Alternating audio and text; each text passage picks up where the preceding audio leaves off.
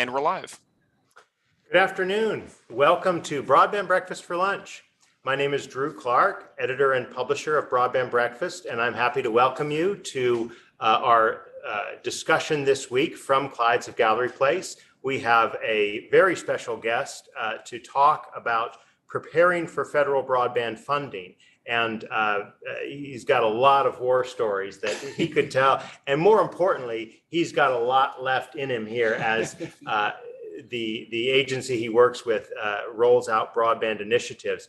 Before I turn to our guest, though, I want to remind you that we are here every week at Broadband Breakfast Live online. That is to say, we are online every week. We know there are many of you online. We are here at Clyde's of Gallery Place most months on the second Wednesday of the month. We're going to take a breather for the summer months of July and August, but we'll be back in September, second Wednesday of every month. And we certainly hope those of you who are in Washington will make time to come and be able to meet our guests and one another who are here in this room. I also want to just highlight that at Broadband Breakfast, our motto is better broadband, better lives. So we are focused on the things that make a difference in infrastructure and how they make a difference in people's lives. And again, there's really no more important topic to address than how we make sure rural America is included in that better broadband, better lives.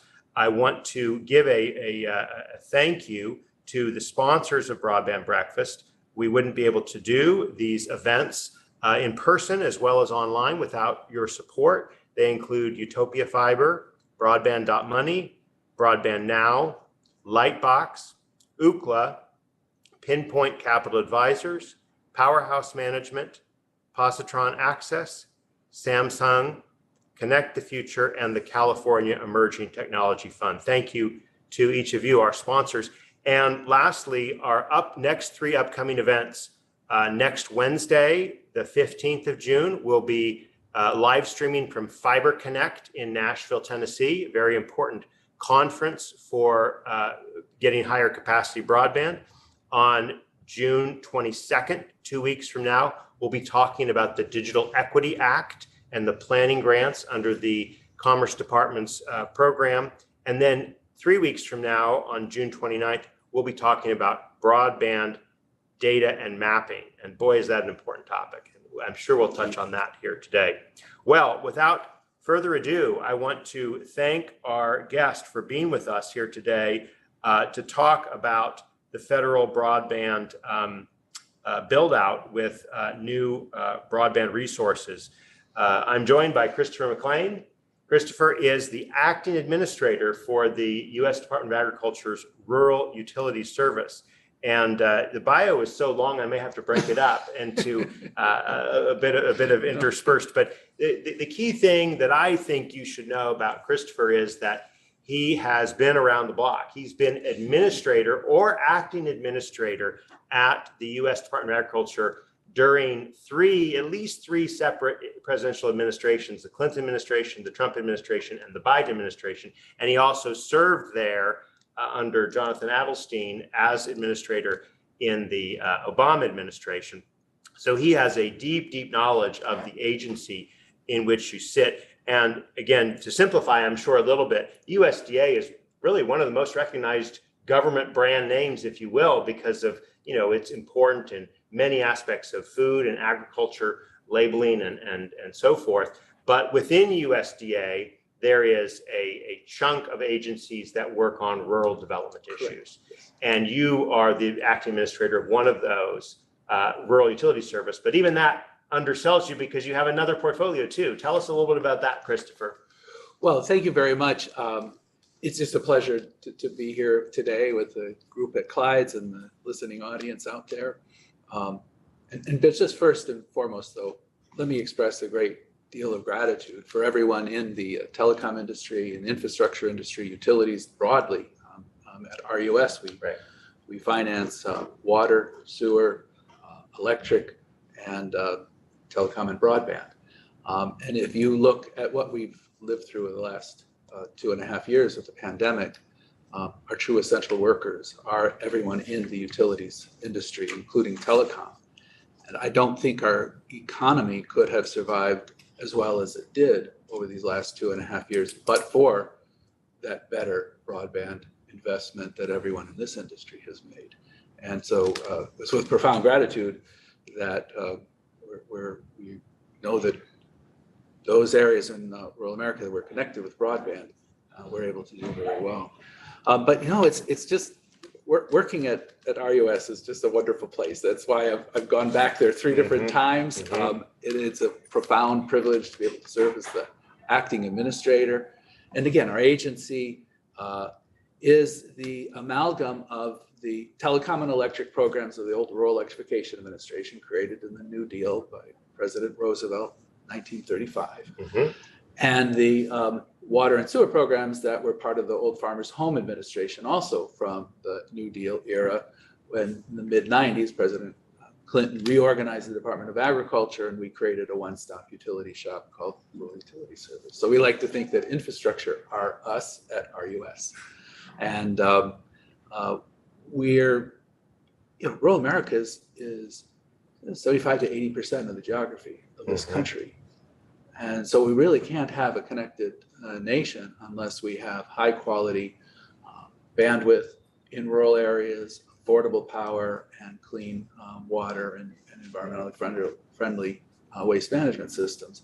And that's our mission. That's what we're there for. We're a major financial institution, over $50 billion of investment at RUS alone. Wow, $50 billion. Yeah, those 3 agencies, Rural Housing Service, Rural Business Cooperative Service, and Rural Utility Service, we have over $233 billion loan portfolio. So we're a major financial institution. And I might note, thanks to the power of this technology of broadband, we were able to run this major financial institution from our homes in our slippers over the last 2.5 years while we were locked down for the pandemic. And even today, we're still in kind of a pandemic work atmosphere. If you go to our headquarters, there's only a handful of people in that big building, but we have been as productive as ever. In fact, almost hyper-productive during this lockdown period, because we have been able to be connected to each other, being able to use technologies like Zoom or Teams to be able to meet with each other virtually and keep things going. And one of the first things we did was digitize a lot of our paper documents. So as a lending institution, we generate lots of paper. But we had to turn on a dime and basically boil down all of our operations to be digital. With the exception of maybe 7 major documents that we have to maintain in physical form. So, there's the Constitution, and there's in some vault somewhere. Well, our collateral. That's the most the collateral is the most important thing. We got to protect that collateral, which so those mortgage documents have to be signed in pen and ink, witnessed, and notarized, and saved. But the ability for us to do that is dependent on the connectivity that we as a nation have and as we need. Well, again, we're so appreciative that you can be here with us. We had the administrator of the National Telecommunications Information Administration, Alan Davidson, here in this room, in this chair 2 months ago. We've also had Joey Wender, the head of the Treasury Department's Capital Projects Fund. So we've got 3 of the leading broadband officials in those 3 agencies: Commerce, Treasury, and now Agriculture. And we're certainly working on other agencies such as the FCC, another little important broadband agency. But let me ask, I just want to come back to this because your bio includes that you are also the assistant administrator for electric programs at RUS. Could you just speak to the electric role in terms of the telecom? Very happy to. So RUS has basically 3 major lines of business: telecom, electric, and water. And so there's 3 assistant administrators. Laura LeVerrier is my. Speaking of water. Yes, and for the viewing audience, that is water. It's water. That green bottle is water. Even though we are at Clyde's, Washington's favorite watering hole, that is water. But anyway, So Laura Leverrier is the Uh-huh. head of our telecom program. Uh-huh. Charles Stevens is the head of our water program. And then I have the honor of serving as the head of the electric program. And something very interesting is happening in the electric industry. And it's something that we've been observing over time. It's not just recent, but it's picked up in a great big pace. But today's electric infrastructure is as much about moving information as it is about moving electrons. Right. So smart grid technologies, which are fiber-based, is really a critical part of investment in electric infrastructure because it ensures resiliency, quick recovery, situational awareness. You can preemptively replace parts before they fail, and it's essential to energy efficiency as well as integrating renewable energy and things like charging stations and battery storage, right? Because you need to have a lot of information to be able to move in order to convert the electric grid, which was basically a one-way network or a one-way pathway, right? You'd generate the power, send it along those big transmission lines, and then send them into the distribution networks and into people's homes. But now it's a multipath. It's a multipath grid, right? We've got solar panels on people's roofs, which are putting How power substantial is that reverse path right now? It's growing. It's growing every single day. And what is absolutely critical to that is, again, that information connection. So in the electric program for over 20 plus years, we have been investing in fiber-based smart grid. Yes. But it has really picked up over the last couple of years. And here's kind of a fun, that's my phone ringing there. Because can't they see you're on the air? I know. Someone's not watching? I cannot believe it. But anyway, fiber-based smart grid.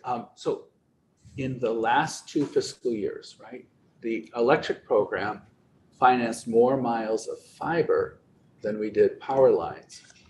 So think about that. Wow. And more miles of fiber by the electric program. By the electric program alone for smart grid purposes. And last year it was over 25,000 miles of fiber in the electric program alone, which is enough to circle the globe, right? Just think about that. But it does tell you how important that is to the electric utility industry. And we have heard from a number of electric providers very interested in middle mile as well, because again, they're building networks to connect their substations and their power supply and the transmission lines. So they're they have this need to create these networks which can serve as middle mile. We've also seen electric co-ops participate and win in the RDOF auctions. That's We've seen Rural them, Digital Opportunity Fund. Yes, at the FCC. Of the FCC. And then in our ReConnect program, we've had a number of applicants and successful applicants from the electric sector win in the ReConnect program. So it's a very interesting dynamic, opportunity in electric as well as telecom. One other little footnote too. In 2018, Congress created an authority called Smart Utility Authority. And it says that for most of the rural development programs, we could devote up to 10% of a project cost to retail provision of broadband. So about a dozen times the electric program has done just that. We have rolled out loan projects where 90% of it is an electric purpose or a smart grid electric purpose, but 10% of it is to advance fiber-based broadband. And like all other of the projects, they go through the service area validation process. We post those up on our website. But it's an added dynamic to all of the great work that rural telcos are doing and even larger telcos are doing in rural areas. Well, absolutely. That's one of the big stories in broadband in the last 5 years, in my opinion, is the way electric co-ops have really risen to the task of building fiber in areas that just have not been served by incumbents. And particularly when it's co-ops, it's their members that are demanding it. So I think, again, that's just an interesting part where there's like a crossover between, and even in our water program, we look at opportunities like, well, if you're going to be tearing up the streets Right. to lay water line, well, why not lay conduit? The dig once idea. Yeah. And so we've had some interest in that. I can't say we've had any firm applications, but I think that's another opportunity to get broadband ready, even if you're not exactly there to be able to have deploy it. So Chris, I want to lay out at least three core areas that I think would be useful for us to cover.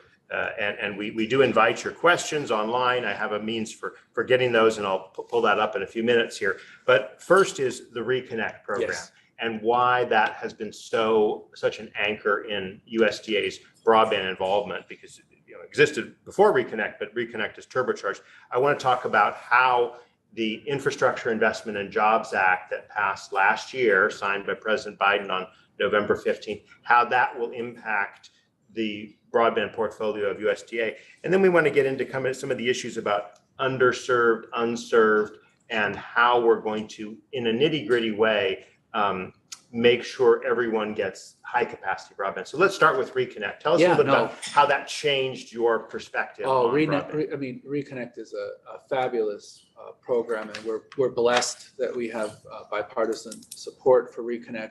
But I'll tell you, history will record this era right now as probably the most significant commitment to broadband across the federal government.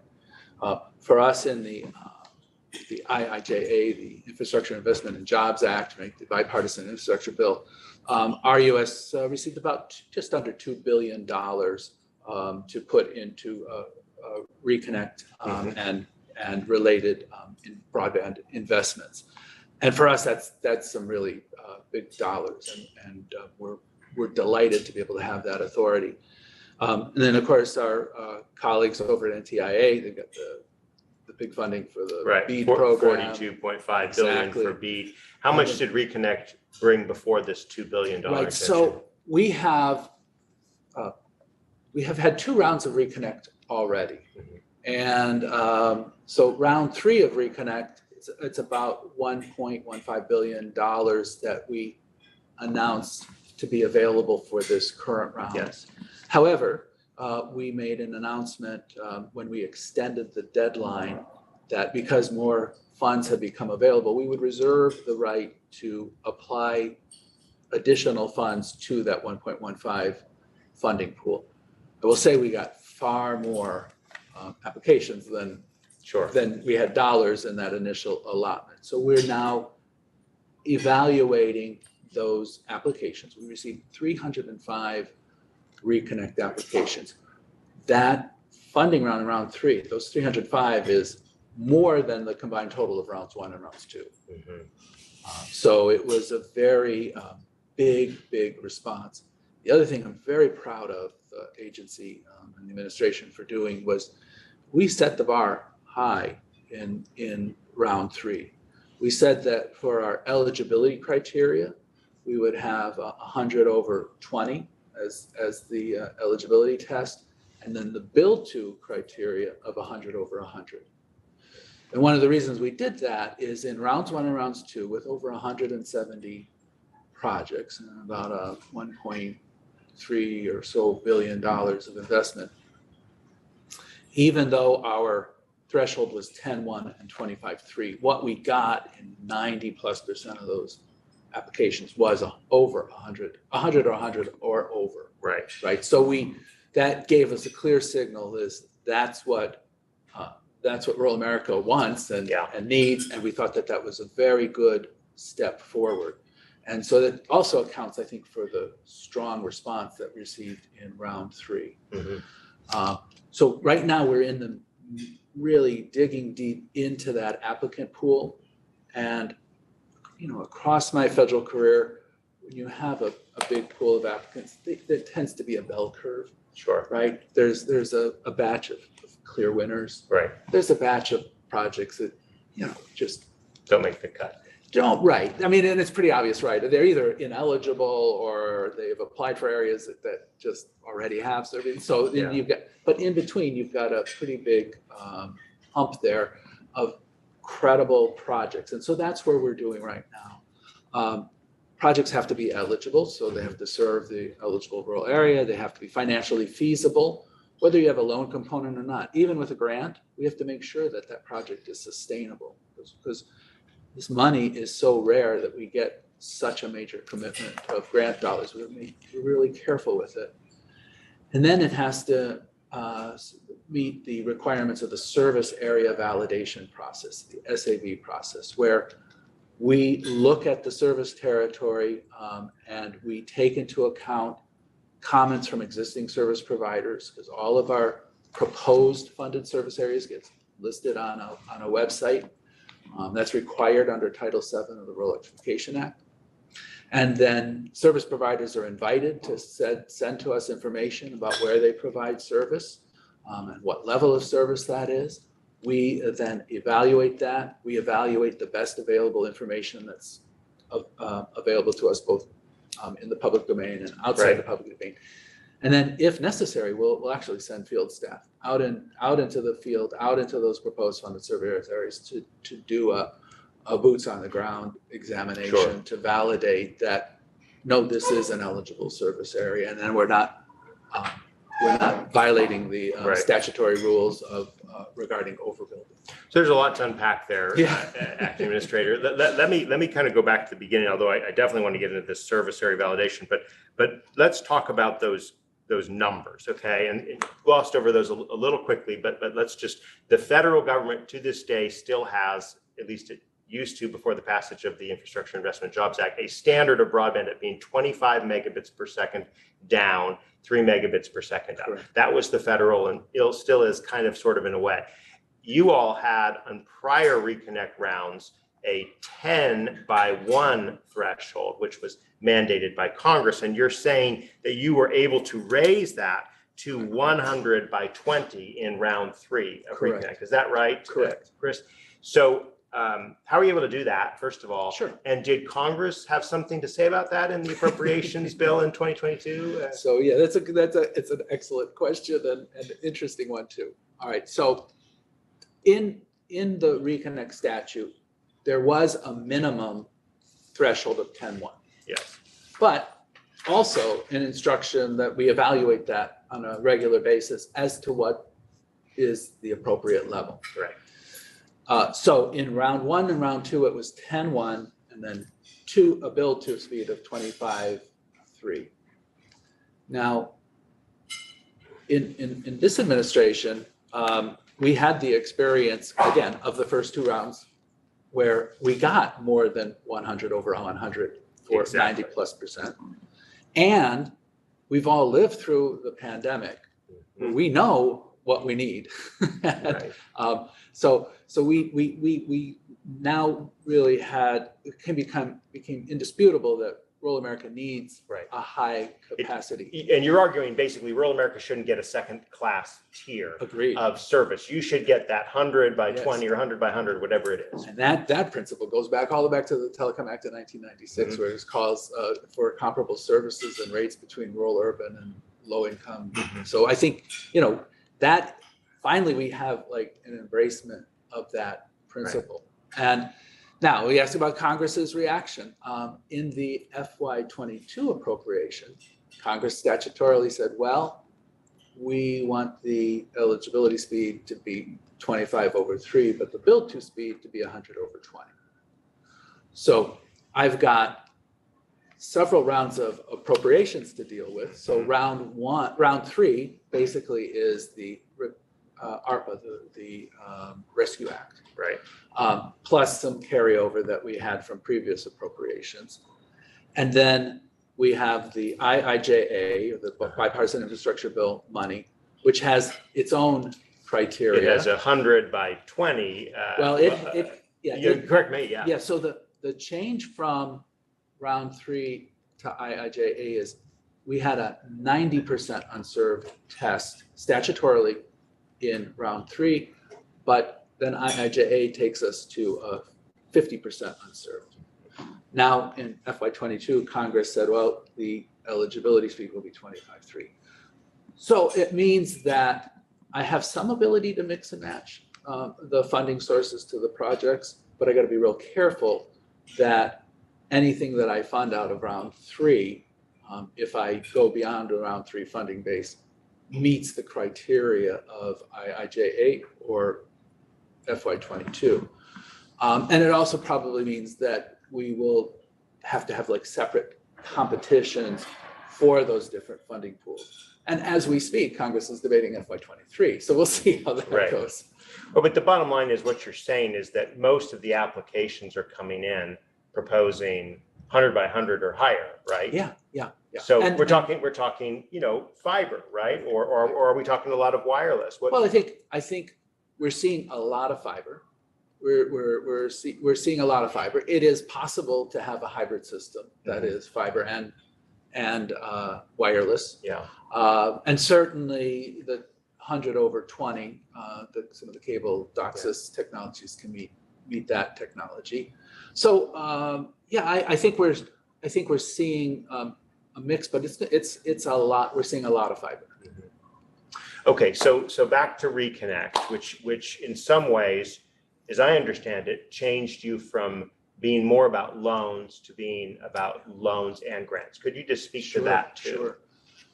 So we launched our official broadband program right at the turn of the century. So at the very end of my time as administrator, we launched a pilot program for broadband. But what was broadband in 1999 or 2000 is like nowhere near what anyone considered broadband today.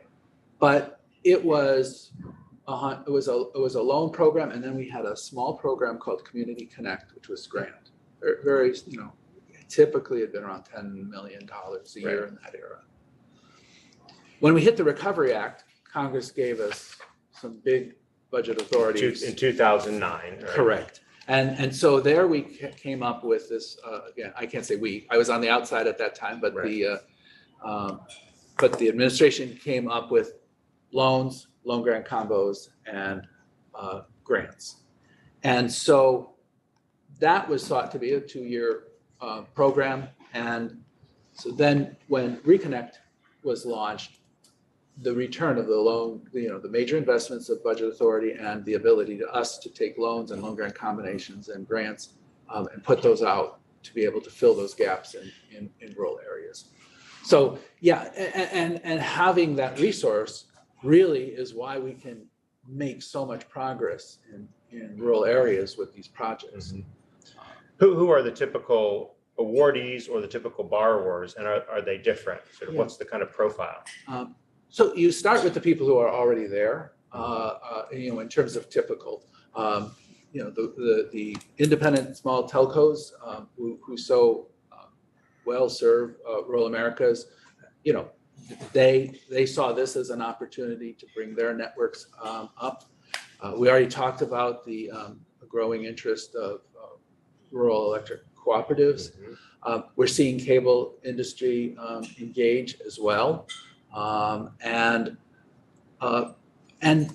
even in this round, I think there's possibilities of having, or future rounds of having larger telecom providers wanting to be able to bring resources to serve their rural areas. So as the pool of opportunity grows, so does the pool of applicants. But I think those that are already serving their communities, that have high quality service, have the support of their local customers or cooperative members. I think we're seeing a lot. That's probably the typical applicant, but it's wide open. We're open to everybody who is willing to serve. We also have another interesting opportunity too, is for tribal borrowers. Tribal applicants. RUS is very proud of having financed a number of the tribal telecom utilities, and we've created some unique opportunities for 100% grant with no match for tribal applicants for socially disadvantaged, socially vulnerable communities. And then in the IIJA, there's also an expansion of that grant with no match to Colonias, which is in the Southwest, and then in Alaska Native corporations. So that's, I think, an opportunity to get at targeting those that have the the most difficult time serving very difficult service areas. So you mentioned 305 or 301 applicants on, is that? 300, that's right. That's a number I can share. There's 305 people who have applied in round 3. In round 3, and that's closed, right? We've closed the round and we're evaluating the applications right now. And so I understand there's about 4.8 billion in requested funds. You have a 1.15 billion dollar pool, so it's kind of like 1 in 4.5 or something. Or are you going to supplement that? We'll see. I think that's what we're deciding right now. We've reserved the right to draw from newly available funds, but I have to make sure that I have a match of the statutory requirements to the exact project in order to do that. Sounds like you got to do a lot of angling between. It's a big jigsaw puzzle. So is there going to be around 4, around 5? We are right now working on FOA, a funding opportunity announcement for round 4. And that is in our clearance process. So it's circulating among our federal agencies and they're providing us comments. And so we look at this as the high-speed summer. So we're going to be rolling out announcements and awards from round 3. We're going to be opening or announcing the rules for round 4. Then we'll be opening the window for round 4. We'll be accepting applications, doing outreach. This is all this summer. I think so. Wow. Plan. There you That's go. our plan. Okay. So let's move to talk about IIJA and the Infrastructure Investment and Jobs Act, which of course is you've already mentioned it. $2 billion goes to ReConnect. There's $1 billion going to middle mile. There's some additional money for tribal broadband. I think about $2 billion, and we might have chat about that. But the vast bulk, the $42.5 billion, is in the Broadband Equity, Access, and Deployment Act. And obviously, we've talked about that with Alan Davidson and others. But what's the agriculture role, if any, right? I mean, how do you view what's going on at your sister agencies at Commerce and Treasury, and we've mentioned ReConnect of the FCC, is RDOF of the FCC. So first of all, we've all become best friends. Yeah. Right. Speed dial, you guys. Oh yeah, and we meet with each other on a very, very regular basis. We share our progress. We coordinate our data. When we make awards, we share those awards with each other. We have memorandums of understanding with each other to be able to share data about what we know. And it's a very collaborative, cooperative arrangement where, and I think it's working very, very well. There's, again, across the many administrations that I've been worked, and including time I was on Capitol Hill, I don't think I know a time where the federal agencies have worked as closely together as we're doing right now. Do the agencies work better under Democratic administration?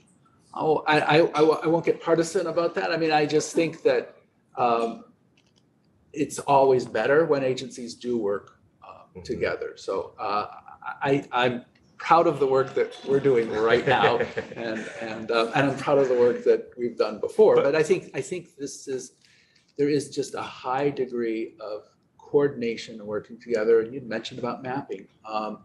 We've had a longstanding memorandum of understanding with NTIA and FCC that we would share our data because we have a mapping portal. And when we make our awards, the thing that distinguishes us from other programs is we're investing in specific identifiable pieces of infrastructure. So we know where our dollars go for very specific things, and we know what that's capable of because we've got an extraordinary team of engineers at RUS, an extraordinary team of financial analysts at RUS that figure that all out. Yeah. And so we share that data, and then we benefit from all the other data in terms of doing our service area validations. So the information that it feeds into NTIA and the FCC's mapping efforts includes information we're providing, and we're providing it in real time. Well, let's talk a little bit more about that, about this, the maps, the service areas.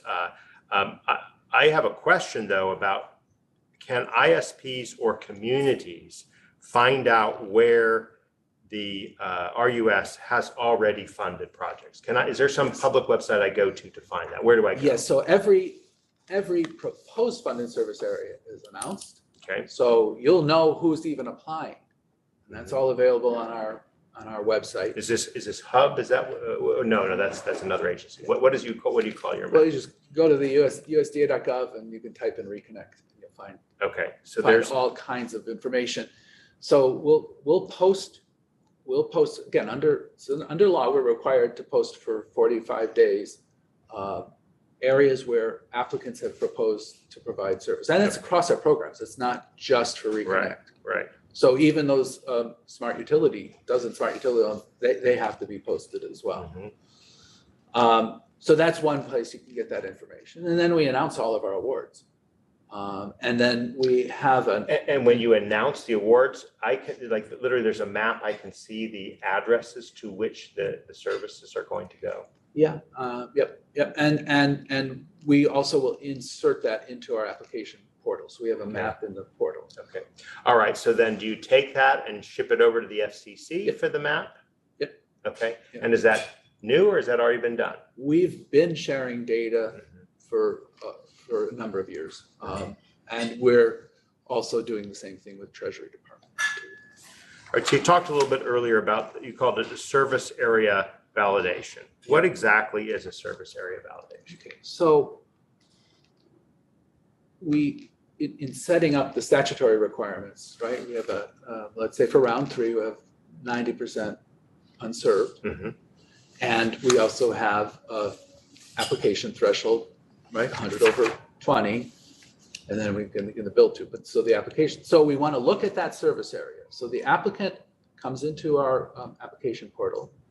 They give us a map of where they want to serve their proposed funded service area. They draw the polygons, and they can be non-contiguous areas because applicants get one application per funding round. Because we didn't want people to play try to play the odds of putting in 100 different applications. Right. You can put in one application, but it can be non-contiguous.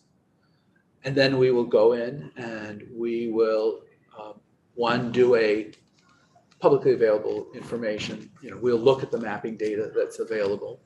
And I will say over time, the mapping data has improved dramatically. Then we will also take a look at what those 45-day comment periods have yielded in terms of comments. And then if necessary, we will actually send our field staff to the service area, and they'll do an inspection. They'll go visit carriers, they'll go visit customers, and they'll do testing to be able to determine whether that service is actually available. So the mapping data we have is very informative, but it's not dispositive, right? So we supplement that by the information that we get through the comment period, and then again, if necessary, through our field inspection. Once again, we want to invite our audience in person as well as remote to ask questions. You just send them through the chat window. If you're virtual, if you're here in person, just raise your hand so I can see you. I want to just kind of again understand how this plays out, right? The service area validation, the challenge process, yes, right? exactly. because this is an area of great concern right now on the NTIA front, right? Sure. And there's concern that there are lots of areas that are going to be considered either served or at the very least underserved as opposed to unserved, right? And it's going to be based on carriers saying, oh, we do offer service, but in actual fact, the speeds at which service is available are not meeting the 100 by 20 or even 25 by 3 thresholds. So how does the challenge process work in ReConnect, right? How has that worked historically and right now? Right, so an existing service provider will probably say, oh, I see this proposed funded service area that's touching my service area. Right. And you know what? I'm providing 100 over 20 service and better in this particular corner of that service area. So they'll send us this the notice. We'll review it and we'll check it. So we'll validate it. So it's not, it's not just trust, it's Right, trust but right, verify, right? right. Provia no provia, it's Ronald Reagan used to say, right? So we'll trust but verify, and we'll, again, we will look at that. Now, we had some SAV submissions where on their face, they didn't meet the criteria. Right? They said, well, we're providing service, and we're providing service at 25.3. And say, well, okay, thank you, but that's not 100 over 20. So that was that's kind of an easy one to dispose of. Yeah. But we'll go out and check. And each of the agencies had like different criteria. Like for a while, the FCC had services offered, right? What is the offered rate? Well, we were concerned about what is the actual rate. Mm-hmm. I will say the other advantage of us having set the bar high at 100 over 20, it becomes a lot less debatable as to whether you have that level of service or not. At 25.3, it becomes a little bit of a challenge as to say, well, does this particular technology provide 25.3 service at 2 a.m. in the morning or at 4:30 in the afternoon when all the kids are home and everyone's online? So I think that's kind of one of the distinguishing factors. But we'll go out and we'll go look and we'll check.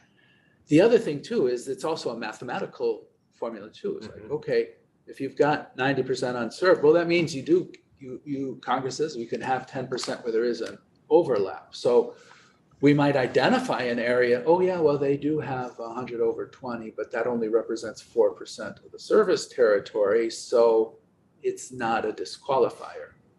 But let's say if we see maybe one or several existing service providers that are providing that level of service, the minimum level of service in a proposed funded service area, well, we will then take that off of the eligibility, right? So we'll if it we'll either go back to the applicant and say, well, they're at 12%, so like you'll have to either trim back your service area.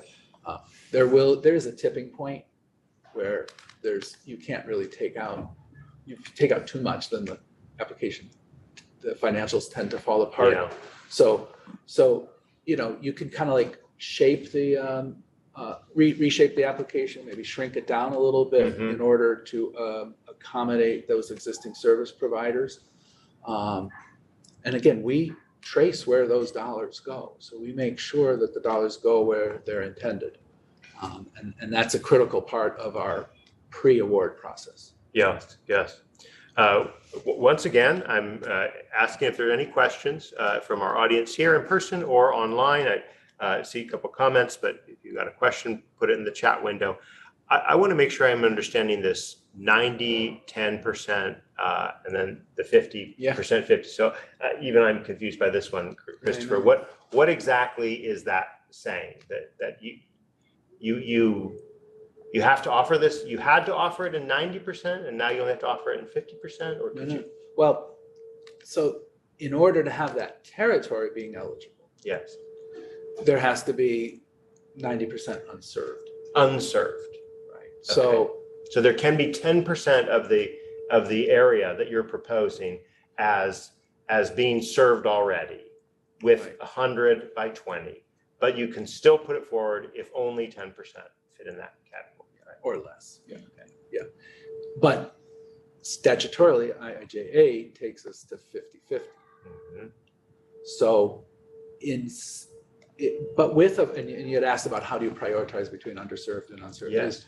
With a priority for a 90-10, right? So on one hand, IIJA is an easier competition test, but it does maintain the priority of 90-10. So that's why we think we can dip into IIJA money if, again, we're reserving the right to do that because that would meet that priority test. But yeah, it makes the evaluation tricky, yes, and makes it so that we have to have different rules for each one of these funding rounds. If the statute had remained the same, well, we could just like pour all the money and just have it be just have kind of like a first come first serve application pool. But with each one of these little tweaks, it makes that pool of money its own unique funding round. And then on top of that, we had earmarks. Oh, In FY22. I'll get back to that, but I got a great question from Nathaniel Smith. Thank you for the question. Can ISPs apply for USDA ReConnect and state grants at the same time for the same project? So, first part of the question, sure, ISPs can and do apply for ReConnect, and presumably they will be allowed to apply to the state programs. Yeah. What we will not allow in ReConnect and presumably in TIA is to pay for the same thing twice, right? So it can't, it can't be, I'm going to get funded from RUS and I'm going to get funded from the NTIA state program for the same thing. Right. Because that's one of the things we require our successful awardees to pledge and certify, that they're not double dipping. Because this money and this opportunity is so rare that we can't afford to waste any of it. So that raises a point that we haven't really gotten into yet, which is the role of states. Okay, and when your colleague Ejel Casperalta was here 3 or 4 months ago, we chatted a little bit about the state networks. You have people on the ground in every state. We have people covering every state. Yes. That is to say, USDA yes, we do. People.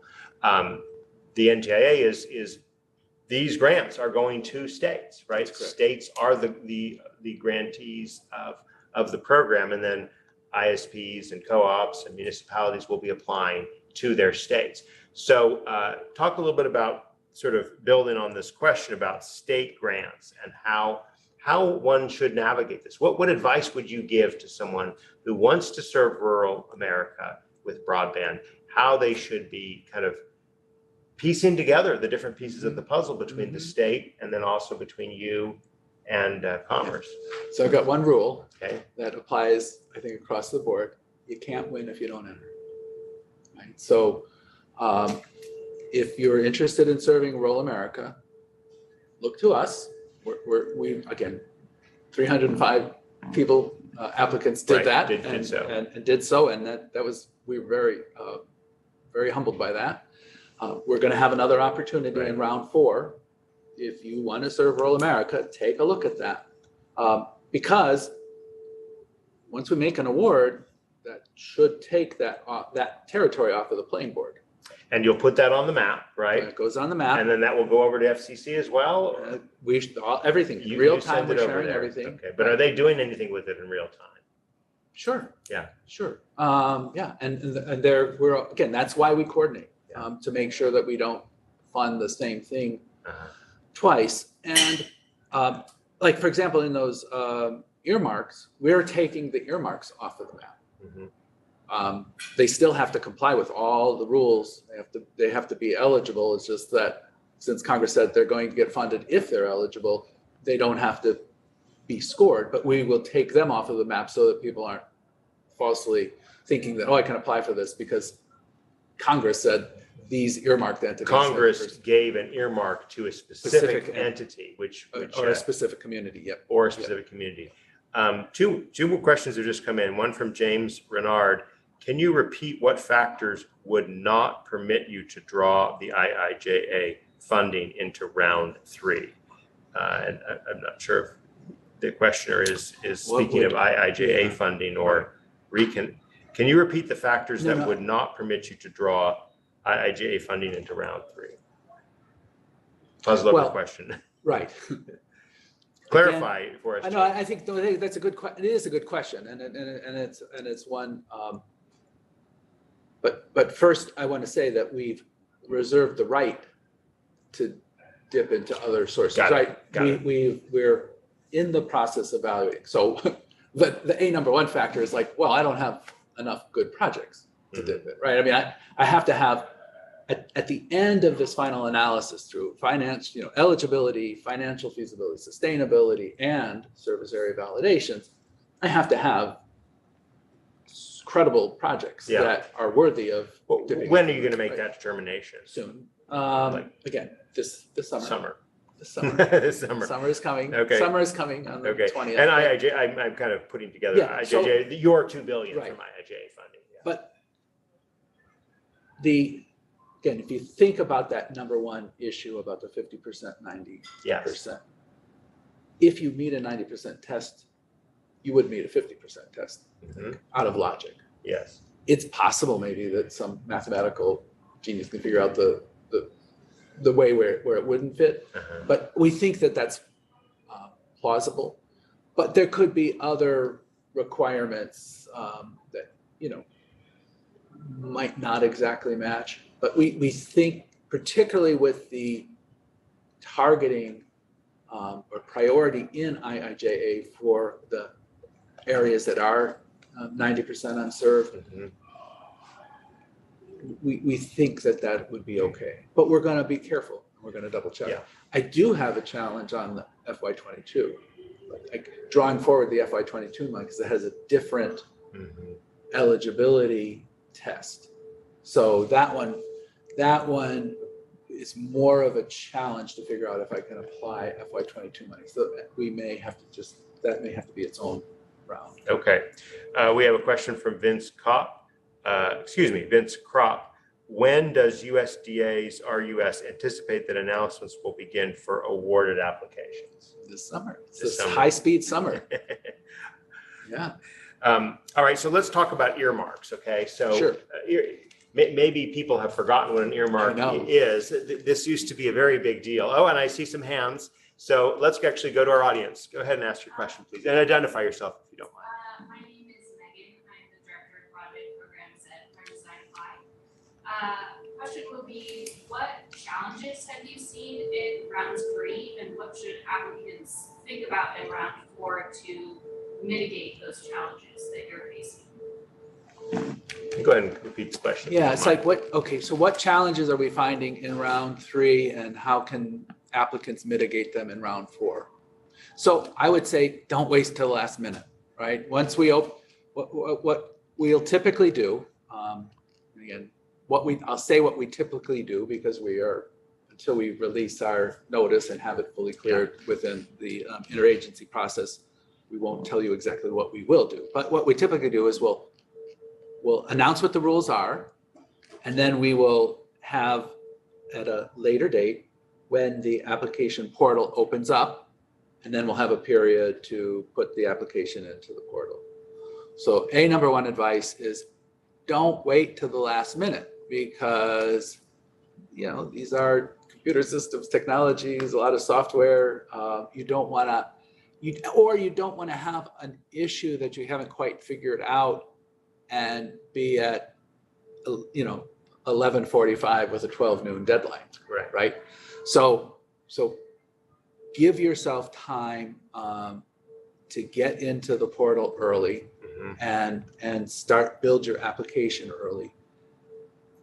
The other one is take advantage of the outreach opportunities we're going to offer over the summer related to round 4. There's going to be a lot of webinars. We're already starting to build out the schedule for those webinars, and that's a great source of information. We have a hotline. Don't be afraid to use the hotline if you have either a technical question or an input question. And if you're serving a tribal area, make sure that you've got your tribal resolution in place, because if you're serving an area that is within the jurisdiction of a tribe, we require that the tribe give us a resolution of support. They basically get to decide. We recognize their jurisdiction over that territory. And they can say yes to everybody. They could say no to everybody. They could have a favor. I mean, and if you don't have that tribal resolution, then you're not going to be eligible to be able to serve that territory where they have jurisdiction. So that's another thing. You're going to need adequate time. And again, use that work period we have between the application portal and the announcement of the rules to start building all of the pieces of your application and make sure that they're timely and responsive. I was on when I was in private practice, I worked on Recovery Act applications. Right. And it takes a long time working with clients to get them organized so that you can input the application. Sure. So the quicker you work on that, the better. And another good piece of advice is it's not too early to start working because you know the statutory changes between round 3 and round what 4. will be round What will 4. be, even if you haven't Right. put out your notice. So you're going to notice, there'll be details Yeah. that you may not anticipate, but the big picture is already out there as an act, an act of Congress. So you can kind of look backwards as to what we did in round 3. You can look at what Congress did in round 4, and then you can kind of start putting your pieces together so you're ready to go. We have another question right here. Go ahead and identify yourself. We've heard over several months about this friction to the technologies, fixed wireless, fiber, satellite, SpaceX and Starlink. And we've had government officials say that they have preference for certain technologies like fiber. And so rural areas are more difficult to actually dig, trench fiber, and maybe more aerial connections with better certainty. Can you give us a sense of what you guys are looking at in terms of the preference potentially, but also what capacity in terms of applications? Sure. Yeah, and you'd be surprised though at what is possible in rural areas. There's a lot of assumptions about, something's too expensive or too difficult or too challenging. And there's a lot of ingenuity. Yeah. There's just a lot of ingenuity in rural areas. What we care about is the end result, right? Our preference is 21st century connectivity for rural America by any means necessary. Now, we are focused on terrestrial. So, we don't have eligibility for satellite, and we have mobile broadband is separate, right? I mean, so we're focused on terrestrial and fixed, but we, again, as I said earlier, we've seen a lot of fiber. We've seen a fiber-rich applicant pool, Yeah. but there is room for hybrid systems. There is room, Is there room for satellite? The IIJA has basically taken satellite off the table for the NTIA's IIJA spending. Well, I'm not entirely sure I can. Well, I'm not asking you to speak to them. I'm asking you to speak to your rules. Right. So we had some ground station eligibility in rounds 1 and rounds 2, but in round 3 we were focused on terrestrial.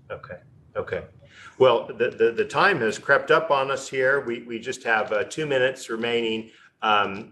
We were chatting a bit about earmarks, and if you want to speak to that and what that means exactly, please do so. But we want to give you a chance to also reflect on what this moment means and what RUS's role in the broadband build out for rural America will be. I mean, the RUS story is, it goes back to 1935. I mean, It goes back to President Roosevelt seeing a problem. Like rural America, 10% of farmers didn't have electricity in 1935. Wow. Just think about that. 10%. I mean, look what a panic we go into when our cell phone runs out of electricity, or when we have a thunderstorm and power goes out for a day. So 10% of, 90% of rural America didn't have electricity. 90% didn't have, so 10%, so 10% had Okay, power, okay. and 10% had power in 1935. And, rural America in that time was as third world as you could imagine, like the Dust Bowl, the Great Depression, the Grapes of Wrath. Right? And then 1949, President Harry Truman. We got the same problem with telecommunications. And really what happened through the, telephone service was invented like in the turn of the century, right? But through the Great Depression and World War II, there was underinvestment. And so you actually lost telephone service from the 20s to the 40s. Mm-hmm. And so in 1949, they expanded our mandate to include telephone service. And now around the next turn of the century, 1999, 2000, we started to invest in broadband. And this is part of that continuous march. And it is so rewarding to be part of that New Deal agency with a 21st century vision. And just for me personally, being a young Senate staffer, working with Shirley Bloomfield when on the Telecom Act of 1996, where the principles of just, reasonable, affordable rates and comparable services between rural and urban areas and comparable rates and a universal service agreement, and seeing that promise of universal connectivity finally being delivered upon right now, here and now, because again, this is an unprecedented moment in telecommunications history to have such resources available to finally close the gap, not only in rural America, but across America. There are urban areas that don't have service. There are poor people who can't afford service, and the ACP program, the subsidy program for internet connectivity, is going to help families keep their costs down and get connected. So it's just such a rewarding time to be in this line of business and delivering on a really a vision of a connected America. Well, thank you for being with us. Our time has run its course, but we certainly want to stay in touch with you in our reporting at Broadband Breakfast. And on behalf of Christopher McLean, Acting Administrator at RUS, I thank you, and we will see you next Wednesday at 12 noon Eastern Time. Take care. Thank you very much.